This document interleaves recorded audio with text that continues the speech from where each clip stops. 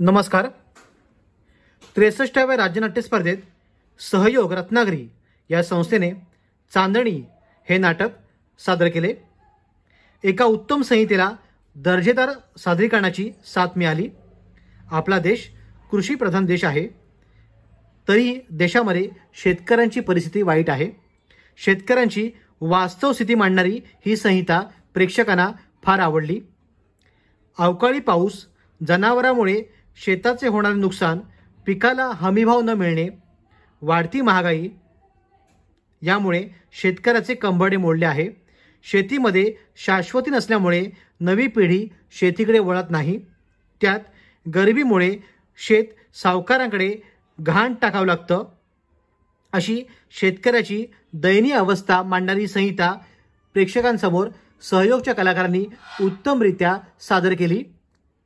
फक्त 3 पात्र या नाटकामध्ये फक्त 3 पात्र असताना सुद्धा या 3 पात्रामध्ये बांधलेलं हे नाटक कुठेही कंटाळवाणं झालं नाही. दिग्दर्शक अजिंक्य केसरकर यांनी शेतकऱ्यांचा संघर्ष विविध प्रसंगातून उत्तमरित्या मांडलाय.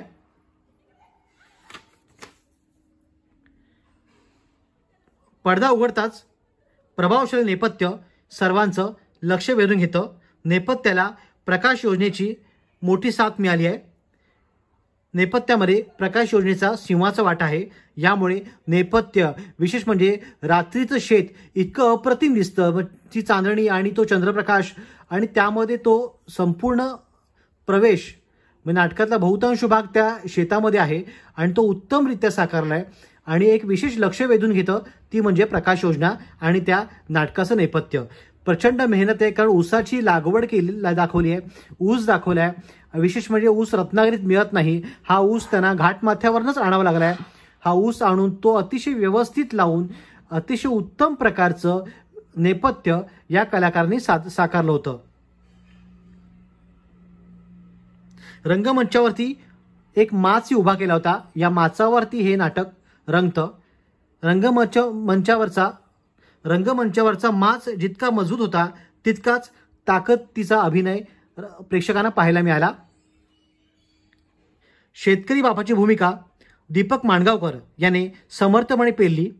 भरताच्या भूमिकेत अजिंक्य केसरकर याने आपले अभिनय कौशल्य पणाला लावले. श्रुतिका कदम हिने आईची भूमिका चोख बजावली. विनायक अपकरे यांचे नेपथ्य आणि साई शिरसेकर यांची प्रकाश योजना यांनी नाटकाच्या यशात भर घातली आहे. तुषार गिरकर यांची रंगभूषा आणि प्रदीप पेडणेकर यांची वेशभूषा सुद्धा अप्रतिम होती. एक उत्तम संहिता आणि उत्तम नाटक प्रेक्षकांना पाहायला मिळालं. एक विशेष म्हणजे नाटकाला चांगली गर्दी पण होती आणि प्रेक्षकांनी या नाटकाचा आनंद घेतला आणि शेतकऱ्यांची वेदना या प्रेक्षकांपर्यंत पोहोचवण्याचं काम या नाटकाने केलं.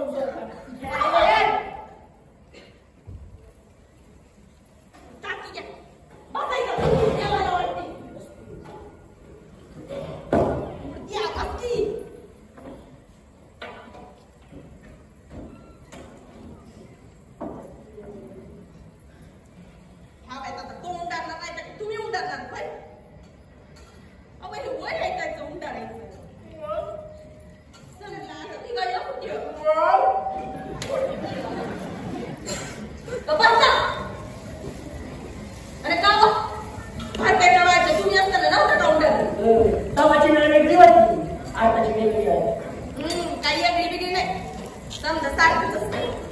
बापाच्याच वयातून पोर जात असतं. आता बापाने त्याच्या तरुणपणात जे केलं तेच पोरग विचारतात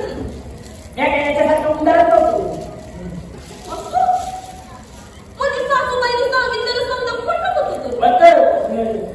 बाबो भरत्या पटाणी नाही म्हणायची. काय खोटं नाटं सांगत होती यांच्याबद्दल. माझ्या बाळाला खोटं म्हणायचं कारण हे चालू म्हणजे सासूबाईने सांगितलेलं समजा खरं होतं.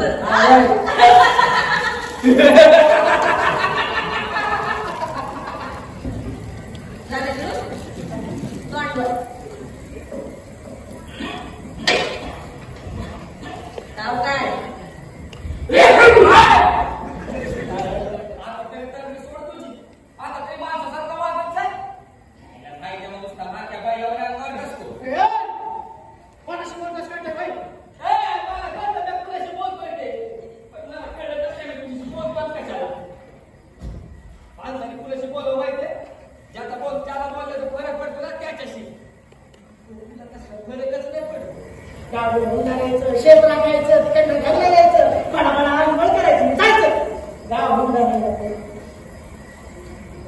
सिगरेटी वाढायच्या पिढ्या वाढायच्या हे सगळं तुला सांगू नको म्हणतोस होय. हे म्हणजे असं झालं की दिव्याच्या कांडी खाली अंधारात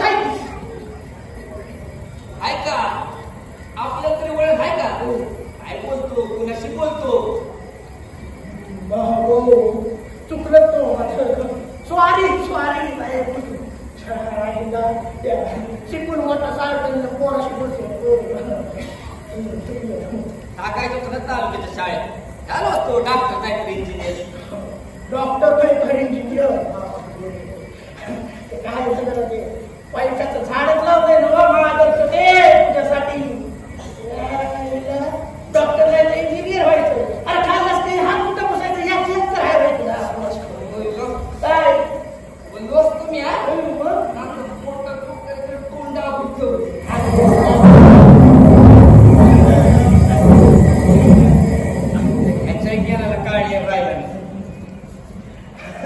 आपल्या घरचं जावं चाललो होतो तुला सांगायला दारू प्यायला बाबा वाटल्या मी येतोय ना माझ्या बाबूला की काय टवलं तू एखादं पाहुणं मी काय करायचं त्याचं पाहून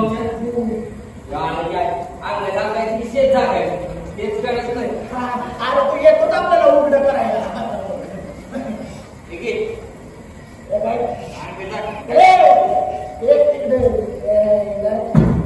आपल्याला असं चोरून राहिलं स्वतःला वाचित म्हणजे काही चोरून राहणं होत नाही. बरोबर बोलला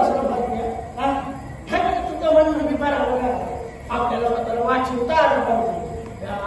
संकटापासून वाचिवता आलं पाहिजे भीतीपासून वाचिवता आलं पाहिजे स्वतःचा जीव आपल्याला वाचिवता आला पाहिजे. मला इकडे तसं तुझ्याशी बोलता येत नाही तसं बाहेर बोलता येत नाही इथं कसं त्रास नाही वाईट नाही चिडचिड नाही कसं बंधन नाही आम्ही ज्यासाठी जन्म घेऊ ते मला जन्म घेण्यापासूनच तुझ्या पोटात येत नाही गावडी नाही का